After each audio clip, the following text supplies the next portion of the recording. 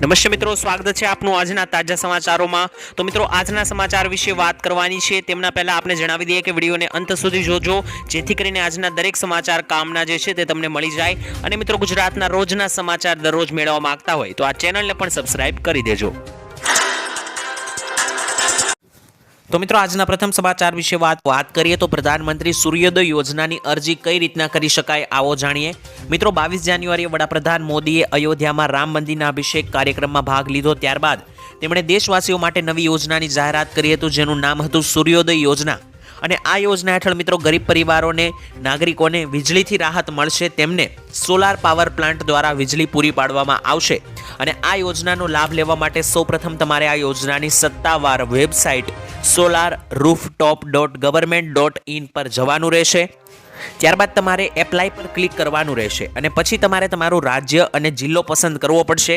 આ પછી તમારે મિત્રો તમારા ઘરનો વીજળીનો બિલ નંબર નાખવો પડશે અને આ પછી તમારા વીજળી ખર્ચ અને સામાન્ય માહિતી દાખલ કર્યા પછી તમારે સોલાર પેનલની વિગતો દાખલ કરવી પડશે અને પછી ઘરની છત વિસ્તારની સમગ્ર લંબાઈ અને પહોળાઈનો પણ ઉલ્લેખ કરવો પડશે। ત્યારે મિત્રો છતના ક્ષેત્રફળ અનુસાર સોલાર પેનલની પસંદગી કરવી જોઈએ અને લાગુ કરવી જોઈએ। તમારી અરજી પછી આ યોજના હેઠળ પ્રાપ્ત સબસિડી તમારા ખાતામાં જમા કરવામાં આવશે। અને આ યોજનાની અંદર અરજી કરવા માટે કયા કયા દસ્તાવેજોની જરૂર પડશે આવો જાણી લઈએ। મિત્રો, પ્રધાનમંત્રી સૂર્યોદય યોજનાના લાભ મેળવવા માટે તમારી પાસે કેટલાક દસ્તાવેજો હોવા આવશ્યક છે, જેમાં તમારું આધાર કાર્ડ, એડ્રેસ પ્રૂફ, વીજળી બિલ, આવકનું પ્રમાણપત્ર, બેંક પાસબુક, પાસપોર્ટ સાઇઝનો એક ફોટો, રેશન કાર્ડનો સમાવેશ થાય છે। તો આટલા પ્રૂફ જો તમારી પાસે હશે તો તમે પ્રધાનમંત્રી સૂર્યોદય યોજનાની અંદર લાભ લઈ શકો છો અને રૂફટોપ લગાવી શકો છો। આ સાથે જ એક્ટિવ મોબાઈલ નંબર પણ હોવો જરૂરી છે। તો મિત્રો, આ દરેક વસ્તુ જો હોય તો તમે ફોર્મ ભરી શકો છો, અરજી કરી શકો છો। જેવી અરજી પાસ થશે તો તમારા બેંક ખાતાની અંદર આ સબસિડી આવી જશે આ યોજનાની અંદર। કરીએ તો સ્વામી રામભદ્રાચાર્યજીએ કરી મોટી જાહેરાત। મિત્રો, સ્વામી રામભદ્રાચાર્યજી જગતગુરુને તમે જાણતા જ હશો, જેમણે અયોધ્યા રામ મંદિરમાં મોટી ગવાહી આપી હતી સુપ્રીમ કોર્ટમાં। તેમણે મિત્રો એક મોટી જાહેરાત કરી છે। તેમણે કહ્યું કે જ્યાં સુધી મથુરામાં શ્રી કૃષ્ણ ભગવાનનું મંદિર નહીં બને ત્યાં સુધી તેઓ દેશના કોઈ પણ મંદિરમાં નહીં જાય। સાથે જ મિત્રો સ્વામીજીએ કહ્યું કે શ્રી કૃષ્ણ જન્મભૂમિ મથુરા પર કોર્ટથી લેવામાં આવશે, કારણ કે તે આપણો અધિકાર છે અને કૃષ્ણ જન્મભૂમિ મંદિર માટે તેઓ ખુદ કોર્ટમાં હાજર થઈને જુબાની આપશે। જેવી રીતના રામ મંદિરમાં આપી હતી તેવી રીતના કૃષ્ણ મંદિરમાં પણ તેઓ અયોધ્યાની જેમ જ જુબાની આપશે કોર્ટની અંદર અને પૂર્ણ અધિકાર સાથે મંદિર લેશે અને પુરાવા જરૂર પડશે તો પુરાવા પણ આપશે તેવું કહ્યું છે। તો મિત્રો, રામભદ્રાચાર્યજીએ મોટી જાહેરાત કરી છે કે જ્યાં સુધી આ કૃષ્ણ ભગવાનનું મંદિર મથુરામાં નહીં બને અને ત્યાં સુધી તેઓ દેશના કોઈ પણ મંદિરમાં નહીં। વાત કરીએ તો ચૂંટણી પહેલા પેટ્રોલના ભાવમાં હલચલ મચી શકે છે। મિત્રો, હાલ આંતરરાષ્ટ્રીય બજારમાં કાચા તેલની કિંમત પ્રતિ બેરલ $80 આસપાસ છે અને થોડા દિવસ પહેલા બેન્ડ ક્રૂડ ઓઇલની કિંમતમાં પ્રતિ બેરલ $75 પણ ઓછી થઈ ગઈ હતી, જેથી મિત્રો ભારતીય બાસ્કેટની કિંમત પણ લાંબા સમયથી પ્રતિ બેરલ $80 આસપાસ જોવા મળી રહી છે। આવી સ્થિતિમાં મિત્રો દેશની નરેન્દ્ર મોદીની સરકાર ઉનાળામાં યોજાનારી સામાન્ય ચૂંટણી પહેલા ભારતીય ગ્રાહકોને રાહત આપવા અને પેટ્રોલ અને ડીઝલને સસ્તું કરવા પર વિચાર કરી શકે છે, કારણ કે મિત્રો આ લોકસભાની ચૂંટણીનું વર્ષ છે અને બજેટ પણ હવે નજીક છે। તો બજેટમાં મિત્રો આ પેટ્રોલ ડીઝલના ભાવ અંગે અથવા તો મિત્રો ચૂંટણી પહેલા પેટ્રોલ અને ડીઝલના ભાવની અંદર ઘટાડો કરીને સરકાર સામાન્ય માણસોને ભેટ આપી શકે છે, પરંતુ મિત્રો હજુ સુધી કોઈ એવો નિર્ણય લેવામાં નથી આવ્યો। ભવિષ્યમાં જો કોઈ આવો નિર્ણય આવશે તો અમે તમને સૌ પ્રથમ જણાવી આપીશું। તો મિત્રો, ત્યાર પછીના સમાચાર વિશે વાત કરીએ તો આ કામ નહીં કરો તો હપ્તો નહીં મળે।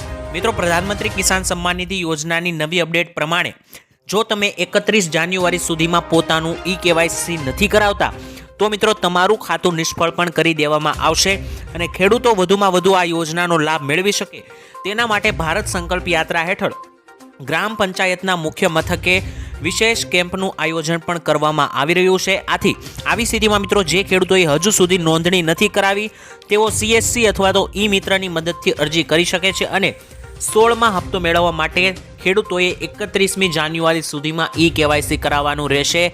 જો ખેડૂતો 31મી જાન્યુઆરી સુધીમાં KYC નથી કરાવતા તો તેઓ આ હપ્તાથી બાકાત રહી જશે અને તેમને આ 16મો હપ્તો $2000 નહીં મળે।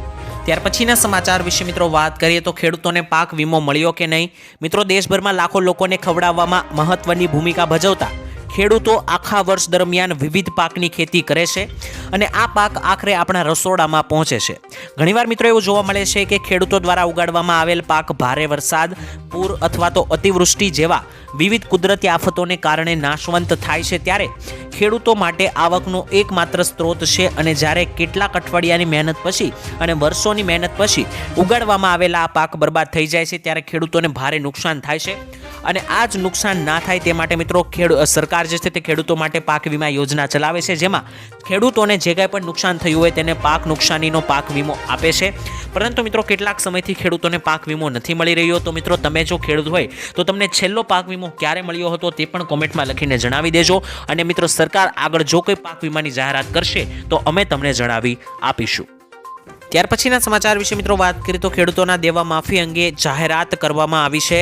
મિત્રો ગુજરાતના ખેડૂતોના માથે કુલ 1 લાખ કરોડ રૂપિયાનું દેવું છે અને ગુજરાત આખા દેશમાં 9મા ક્રમે આવે છે. જો રાજ્યોની વાત કરીએ તો ગુજરાતમાં 47.51 લાખ ખેડૂતોએ લોન લીધેલી છે, જે 1 લાખ કરોડ રૂપિયાથી પણ વધારે છે. અને સૌથી વધુ દેવું રાજસ્થાનના ખેડૂતો ઉપર છે. આંકડા મુજબ જોઈએ તો 99.97 લાખ ખેડૂતોએ બેંક પાસેથી લોન લીધેલી છે અને આ લોનની રકમ 1.47 લાખ કરોડ રૂપિયાથી વધારે છે.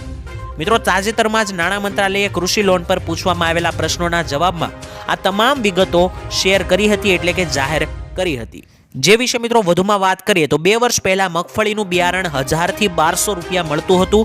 આજે તે ડબલ થઈને 2200 થી 2400 પહોંચ્યું છે.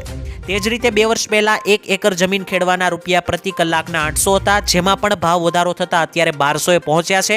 વધુમાં 2 વર્ષ પહેલા પ્રતિ દિવસ ખેત મજૂરનું વેતન 150 થી 200 રૂપિયાનું હતું અને અત્યારે તે મજૂરોનું વેતન 350 રૂપિયા સુધી પહોંચી ચૂક્યું છે. આવી જ રીતે મિત્રો અનેકો મોંઘવારીની અંદર વધારો થાય છે, સામે બાજુ ખેડૂતોની આવકમાં ઘટાડો થઈ રહ્યો છે. આમ વધતી જતી મોંઘવારીને કારણે દિવસે ને દિવસે ખેડૂત દેવાદાર બનતો જઈ રહ્યો છે. અને ભારત દેશમાં અન્ય રાજ્યોની સરખામણીમાં દેવાદાર ખેડૂતોમાં ગુજરાત 9મા ક્રમે છે. એક માહિતી મુજબ જોઈએ તો ગુજરાતમાં 37,28,639 ખેડૂતોએ કૃષિ લોન લીધેલી છે અને 37.28 લાખ ખેડૂતોની માથે ટોટલ 98,285 કરોડ રૂપિયાનું દેવું છે. અને લોન મુજબ જોઈએ તો ગુજરાતમાં દરેક ખેડૂતોને માથે સરેરાશ 2.63 લાખ એટલે કે 2,60,000 રૂપિયા આસપાસની લોન દેવું છે. જ્યારે મિત્રો તેલંગાણાની સરકારે લાખ રૂપિયા સુધીનું કૃષિ લોન 15મી ઓગસ્ટના રોજ માફ કરી છે. તો મિત્રો ગુજરાતમાં પણ આ લોન માફ થવી જોઈએ કે નહીં, દેવા માફ થવા જોઈએ કે નહીં, કોમેન્ટમાં લખીને મને જણાવી દેજો. કારણ કે મિત્રો ગુજરાતમાં લોકસભાની ચૂંટણી આવવાને કારણે ફરી એકવાર દેવા માફી અને લોન માફીને મુદ્દો ચર્ચામાં આવ્યો છે. તો ત્યાર પછીના સમાચાર વિશે મિત્રો જોઈએ તો આ યોજના વિશે ખાસ જાણી લેજો. મિત્રો જે પણ ખેડૂત ભાઈઓ આ 2 યોજનાનો લાભ લેશે તો તેમને ઘરે બેઠા 42,000 રૂપિયા આપવામાં આવશે. મિત્રો એ 2 યોજનાનું નામ છે પીએમ કિસાન યોજના અને પીએમ માનધન યોજના. મિત્રો પીએમ માનધન યોજનામાં ખેડૂતોને વાર્ષિક 36,000 રૂપિયા આપવામાં આવે છે અને પીએમ કિસાન યોજનામાં ખેડૂત ભાઈઓને વાર્ષિક 6,000 રૂપિયા 2,000 રૂપિયાના હપ્તા પેટે 3 વાર આપવામાં આવે છે. તો આમ મિત્રો આ બંને યોજનાનો લાભ લઈને ખેડૂત ભાઈઓ પીએમ માનધન યોજનાનો લાભ લે અને પીએમ કિસાન યોજનાનો જો લાભ લે તો તેને ઘરે બેઠા બેઠા મિત્રો 42,000 રૂપિયાની વાર્ષિક સહાય દરેક ખેડૂતોના ખાતામાં આવી શકે. ત્યાર પછીના સમાચાર વિશે મિત્રો વાત કરીએ તો રેશન કાર્ડ ધારકો ધ્યાન આપે. મિત્રો સરકારી સૂત્રોનું કહેવું છે કે 1 લાખથી વધુ લાભાર્થીઓ અયોગ્ય છે રાશન કાર્ડની અંદર, જેઓ મિત્રો બંગલા, કાર અને મકાન ધરાવતા હોવા છતાં ગરીબ કલ્યાણ યોજનાનો લાભ લઈ રહ્યા છે.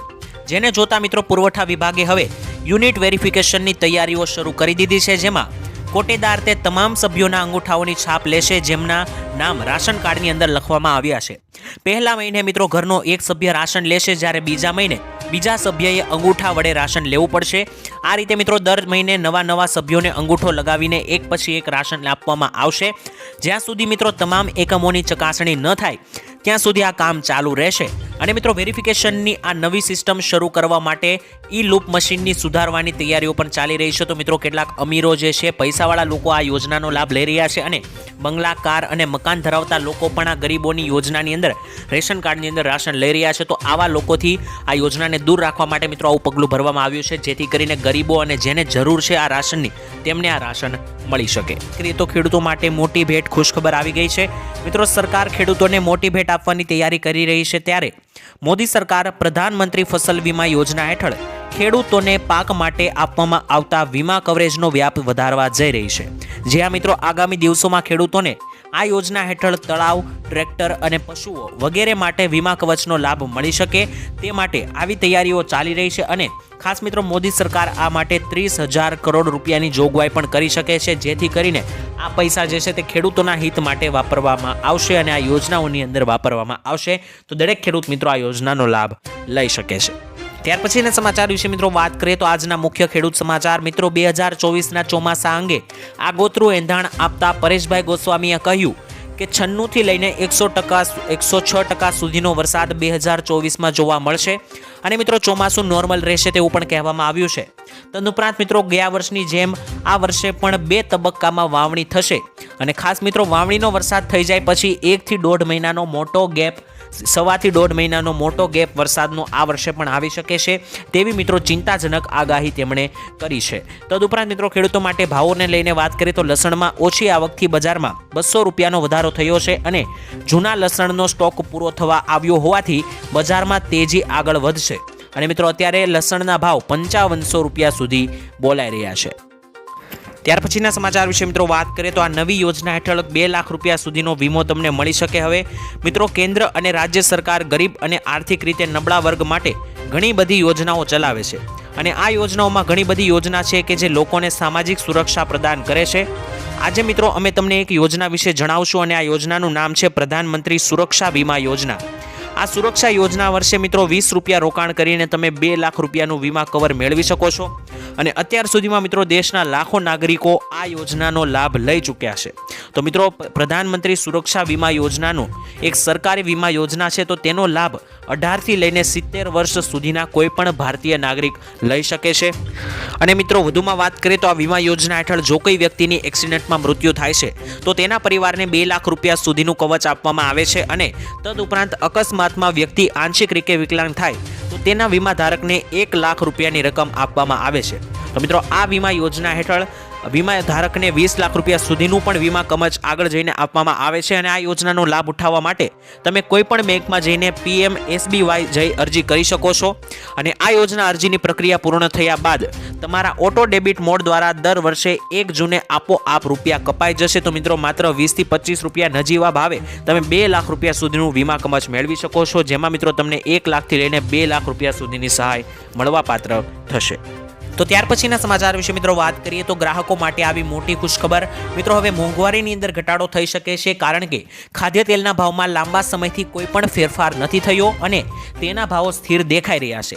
પરંતુ મિત્રો હવે તેલના ભાવને લઈને ગૃહિણીઓના બજેટમાં થોડી રાહત મળે તેવા સમાચાર સામે આવ્યા છે કારણ કે મિત્રો કેન્દ્ર સરકારે ખાદ્ય તેલ કંપનીઓને દેશમાં આંતરરાષ્ટ્રીય કિંમતો પ્રમાણે ભાવ ઘટાડવા માટે આદેશ કર્યો છે, જેથી મિત્રો માર્ચ મહિના સુધીમાં ખાદ્ય તેલના ભાવમાં ઘટાડો થઈ શકે છે, જેથી કરીને મિત્રો જે પણ મિત્રો જે છે તે ખાદ્ય તેલ 12 માસનું ભરતા હોય તે મિત્રો માર્ચ મહિના સુધી રાહ જોઈ શકે છે કારણ કે માર્ચ મહિનાની અંદર કહેવામાં આવી રહ્યું છે કે તેલના ભાવમાં ઘટાડો થઈ શકે છે.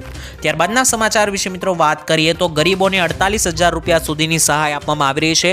મિત્રો રિક્ષા ખરીદવા માટે 48,000 રૂપિયાની સહાય બહાર પાડવામાં આવી છે, જેમાં ખાસ ઇલેક્ટ્રિક વાહન સહાય યોજના, જેમાં પેટ્રોલના બચત અને પર્યાવરણના પ્રદૂષણ ન થાય અને તેનો બચાવ થાય તે માટે રાજ્ય સરકાર દ્વારા બેટરી સંચાલિત ઇલેક્ટ્રિક વાહનોની ખરીદી માટે સબસિડી આપવામાં આવે છે. ખાસ મિત્રો ગુજરાત સરકાર દ્વારા GEDA વ્હીકલ સબસિડી રિક્ષા સબસિડી યોજના અંતર્ગત લિથિયમ આયન અને બેટરી સંચાલિત માટે 3 ચક્રીય વાહન માટે સબસિડી રૂપિયા 48,000 આપવામાં આવી રહી છે અને ખાસ મિત્રો રિક્ષા ચાલક મહિલા, સાહસિક, યુવા વર્ગ, સ્ટાર્ટઅપ, અનુસૂચિત જાતિ અને અનુસૂચિત જનજાતિ અને બિન અનામત આર્થિક પછાત વર્ગના લોકોને પ્રાથમિકતા આપવામાં આવશે. તો જે પણ લોકો મિત્રો આ યોજનાની અંદર લાભ લેવા માંગતા હોય તે જલ્દી જ આ યોજના વિશે જાણીને યોજના અંદર લાભ લઈ શકે છે અને યોજનાનો ભાગ લઈ શકે છે. તો ત્યાર પછીના સમાચાર વિશે મિત્રો વાત કરીએ તો આ યોજનાની અંદર ખેડૂતોના પૈસા ડબલ થાય છે. મિત્રો સરકાર દ્વારા ખેડૂતો માટે કિસાન વિકાસ પત્ર યોજના શરૂ કરવામાં આવી છે અને ખેડૂતોએ આ યોજનામાં રોકાણ કરવાનું હોય છે. આમાં મિત્રો ખેડૂતોને પાત્ર ખાતરીપૂર્વકનું વળતર જ નહીં પરંતુ બમણા પૈસા પણ આપવામાં આવે છે. ખાસ મિત્રો આ યોજના વિશે સમજાવવું તો આ યોજના હેઠળ ખેડૂતોને રોકાણ પર 7.5% વ્યાજ મળશે અને આવી સ્થિતિમાં ખેડૂતોના પૈસા જે 120 મહિનામાં ડબલ થઈ જતા હતા તે માત્ર હવે 115 મહિનામાં ડબલ થઈ જશે અને આ યોજનામાં લઘુત્તમ 1000 રૂપિયાનું રોકાણ કરવું પડશે. તો મિત્રો પોસ્ટ ઓફિસમાં જઈને તમે આ યોજનાનો લાભ લેવા માંગતા હોય તો ફોર્મ તમે ભરી શકો છો, જેમાં ખેડૂતોના પૈસા ડબલ થતા જોવા મળશે 115 મહિનાની અંદર. સમાચાર વિશે વાત કરીએ તો આધાર કાર્ડ અને પાન કાર્ડ ધારકો ખાસ ધ્યાન આપે. મિત્રો આધારની વિગતો મફતમાં અપડેટ કરવાની છેલ્લી તારીખ ફરી એકવાર સાંભળી લેજો. મિત્રો આધાર કાર્ડમાં દસ્તાવેજો અપડેટ કરવાની છેલ્લી તારીખ અગાઉ જે 14 ડિસેમ્બર 2023 હતી, જેને UIDAI દ્વારા 3 મહિના વધારીને 14 માર્ચ 2024 કરવામાં આવી છે. અને મિત્રો આ માટે સરકાર દ્વારા my Aadhaar card application launch કરવામાં આવ્યું છે, જેથી જે મિત્રો આધાર કાર્ડ ઉપર સરનામું, ઉંમર, જન્મ તારીખ, મોબાઈલ નંબર અને ઈમેલ જેવી માહિતી મફતમાં અપડેટ કરાવવા માંગતા હોય તો તે 14 માર્ચ 2024 પહેલાં કાર્ય કરાવી લેજો, કારણ કે તમારું 14 તારીખ પહેલાં આધાર કાર્ડમાં કોઈ પણ સુધારા વધારા તમારે કરવા હોય તે મફતમાં કરી આપવામાં આવશે. અને જો આ તારીખ ચૂકી જશો ત્યારબાદ તમારે જો કોઈ પણ સુધારા વધારા આધાર કાર્ડની અંદર કરવા હોય તો તમારી પાસેથી પૈસા લેવામાં આવશે.